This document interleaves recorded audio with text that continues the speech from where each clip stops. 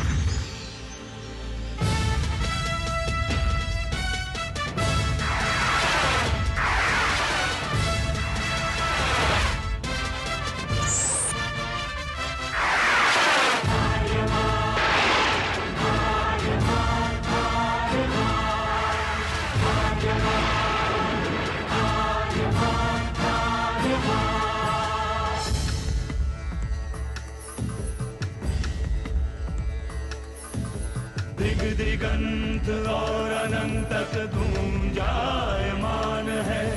ब्रह्मनाद है विधि का वो अटल विधान है। धर्म की अधर्म पर विजय का वो प्रमाण है।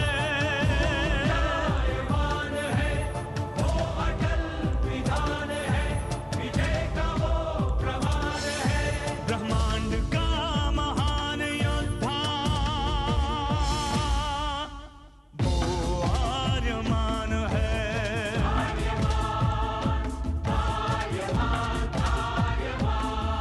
ब्रह्मांड का महान योद्धा वो आर्यमान है। आर्यमान है।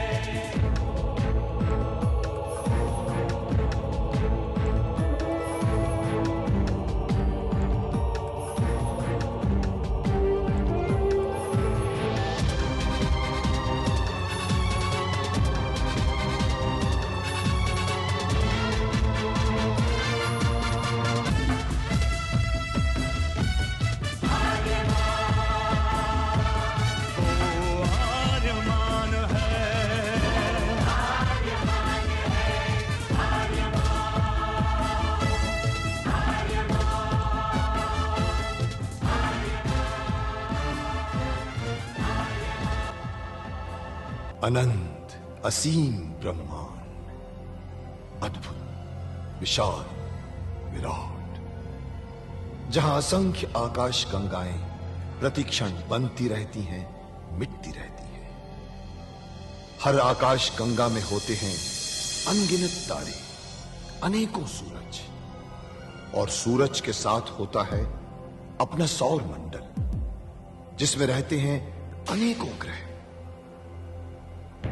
न जाने कितने सूरज चमके और बुझ गए, न जाने कितने तारे चमके और खो गए, न जाने कितने ग्रह, कितनी पृथ्वियां, कितनी सभ्यताएं बनी, बढ़ी और खो गई समय की इस अनंत धारा में।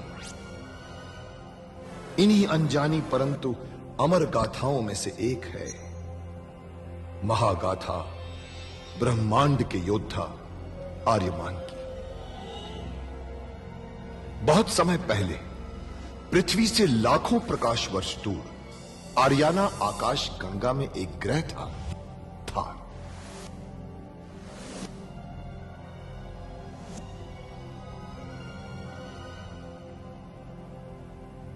थार एक रेगिस्तान था, पानी की बूंद नहीं थी, फिर भी पूरे ब्रह्मांड के लिए मूल्यवान था थार, क्योंकि थार में थी ऐसी खाने जहां से दुर्लभ जीवनदायी पदार्थ निकलता था, जिसे थारस कहते थे। यह किसी भी ग्रह की जहरीली से जहरीली हवा को भी रासायनिक प्रक्रिया से प्राणवायु बना देता था, जीने के लायक बना देता था। कहावत थी, थारस जिसके वश में, पूरी आकाश गंगा उसके वश में। आर्याना आकाश गंगा की संरक्षक संस्था ओमियान के नियमों के अनुसार थारस को कोई भी व्यक्ति अपने वश में नहीं कर सकता था। यहां तक कि थार ग्रह का राजा जारांत भी नहीं। राजा होते हुए भी जारांत अपना राज्य गणतंत्र प्रणाली से चलाता था।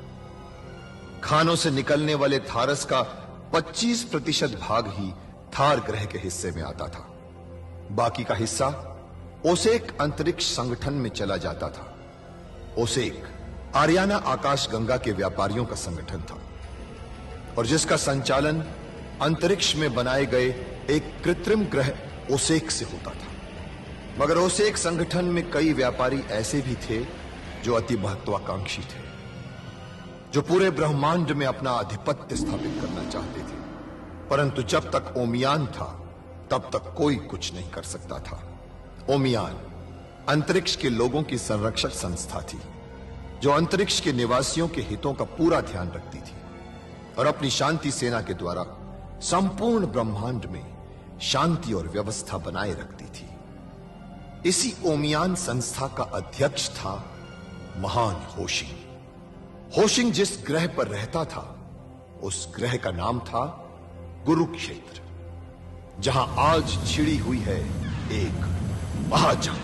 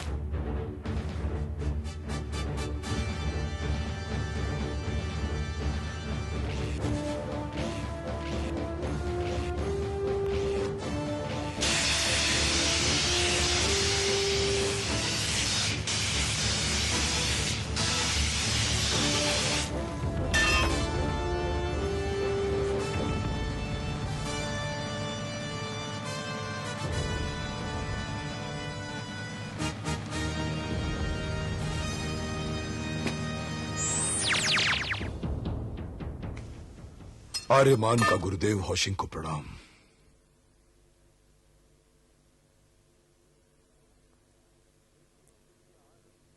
एक गुरु के लिए आनंद नहीं इससे बड़ा जब उसी का शिष्य उसे परास्त कर दे। सिद्ध हुए तुम शस्त्रों की परीक्षा में आर्यमान। शास्त्रों की परीक्षा में भी मैंने नहीं पाया शिष्य तुमसे श्रेष्ठ। योद्धा नहीं है ब्रह्मांड में तुम्हारे समान।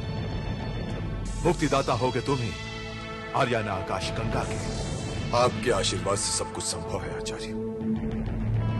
परंतु स्मरण रहे, शत्रुता के लिए कभी शस्त्र मत उठाना हाथ में।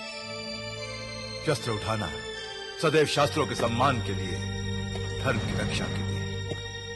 शक्ति की सार्थकता होती है तभी जब वो बनती है भुजा दुर्बलों की, आंख अंधों की, आवाज गूंगों की। जितना मेरे पास था मैंने तुझे दिया आर्यमान, शेष तुझे सीखना है जीवन से।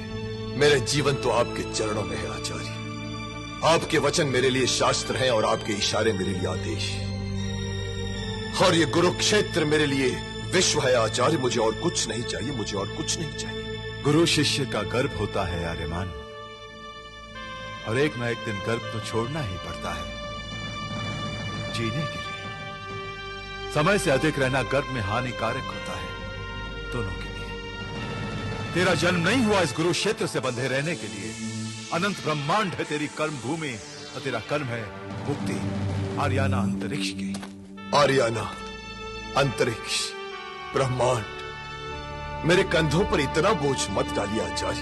मैं तो केवल आपका शिष्य रहकर ही संतुष्ट हूं। शिष्य रहकर संतुष्ट है, केवल संतोष तेरी नियति नहीं है आर्यमान। तेरी भुजाओं में अंतरिक्ष का भविष्य है। स्वप्न है तू जिसे देखा है आर्याना ने शताब्दियों से अपनी मुक्ति के लिए। तू ना तो गुरु क्षेत्र का था, ना गुरु क्षेत्र का है, ना गुरु क्षेत्र का रहेगा। अरे गुरु क्षेत्र तो मात्र एक पड़ाव था तेरी अनंत यात्रा में। तो फिर मैं कौन हूं आचार्य? मेरा परिचय क्या है? मुझे आज तक नहीं बताया गया है कि मेरे माँ बाप कौन है, कहां जन्मा हूं मैं, कैसे यहां आया हूं, कहां से आया हूं, कहां जाऊंगा मैं। क्यों मेरे कंधों पर इतना बड़ा बोझ डाला गया है आचार्य? समय आ गया है कि तू स्वयं मिले अपने इतिहास से आर्यमान। इतिहास? हाँ, एक दिन तुझ पर पुराण लिखे जाएंगे। बनेगा तेरा इतिहास महागाथा ब्रह्मांड की। प्रारंभ होती है जन्म से कई प्रकाश वर्ष पहले, जब हुआ था इस अंतरिक्ष का सबसे भयानक परमाणु युद्ध। लाखों ग्रह और उपग्रह तो क्या, तारे तक झुलस गए थे इस महायुद्ध में।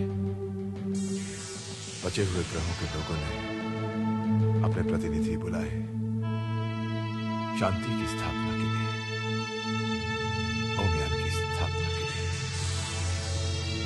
तब से ओमियान के संरक्षक शांति और व्यवस्था रखते आए हैं अंतरिक्ष में अपनी शांति सेना से। अध्यक्ष रहा हूं मैं तब से ओमियान का। लेकिन जीवन चलता नहीं केवल शुभ से, अशुभ का प्रतीक भी आता रहता है। बार बार कोई ना कोई आता रहता है शांति भंग करने के लिए। ऐसा ही एक प्रतीक था उसे एक व्यापार संघ का महासामंत नारक, मेरा ही एक बिगड़ा हुआ शिष्य। नारक अति महत्वाकांक्षी था। उसने मेरी शिक्षा का दुरुपयोग किया। अधिक धन कमाने के लालच में उसने कई व्यापारियों की हत्या कर दी और उनके व्यापार पर अपना अधिकार जमा लिया।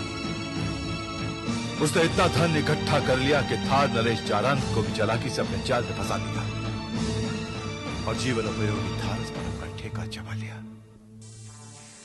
समस्त ब्रह्मांड में वो अपनी मनमानी करने लगा।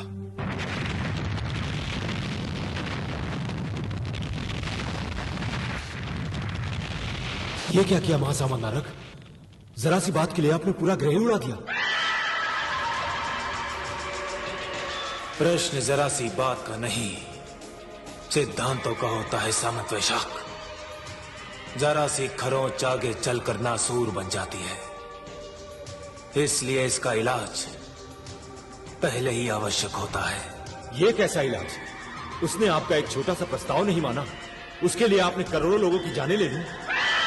एक बात याद रखो सामंत वैशाख, जो चीज नारद के काम नहीं आ सकती वो किसी और के भी काम नहीं आ सकती। ये सरासर अन्याय है, आतंक है। उसे व्यापार संघ के अध्यक्ष को संयम से काम लेना चाहिए। खामोश! हमें उपदेश देते हो? ये मत भूलो सामंत वैशाख कि नारद के नेतृत्व में ही ओसेक व्यापार संघ ब्रह्मांड का सबसे बड़ा और शक्तिशाली समूह बना है। आज अंतरिक्ष के व्यापार पर उसे का ही एक अधिकार है। इसमें सिर्फ आपका ही नहीं, ओसेक संघ के सदस्यों का भी महत्वपूर्ण योगदान है। योगदान उनका केवल गिनती का है। उन्होंने सदस्य बनकर सिर्फ संख्या बढ़ाई है। ओसेक व्यापार संघ को ऊंचाइयों पर पहुंचाने वाला सिर्फ मैं हूं, मैं महासामंत नारद। और मैं अपने काम में किसी का हस्तक्षेप पसंद नहीं करता। परंतु आपके सारे कार्य ओमियान संघ के नियमों के विरुद्ध हैं। ओमियान संघ आपके अनैतिक व्यवहार को सहन कभी नहीं करेगा। परंतु मेरे विरुद्ध ओमियान में जाएगा कौन? मैं जाऊंगा और आपकी इस कारगुजारी की शिकायत करूंगा और आपको दंड दिलवाऊंगा। सामंत वैशाख, तुम मेरे विरुद्ध ओमियान में जाओगे, महासामंत नारद को दंड दिलवाओगे। हाँ हाँ, अब मैं आपके ओसेक व्यापार संघ से अपनी सदस्यता वापस ले रहा हूं। बहुत अच्छे सामंत वैशाख, अब जब तुम उसे एक संघ के सदस्य नहीं रहे तो उसे एक संघ को भी तुम्हारी कोई आवश्यकता नहीं। और जिस किसी को उसे एक संघ की आवश्यकता नहीं होती, पूरे ब्रह्मांड को भी उसकी कोई आवश्यकता नहीं होती। सामंत वैशाख, हम तुम्हारे त्याग पत्र पर मोहर लगाते हैं।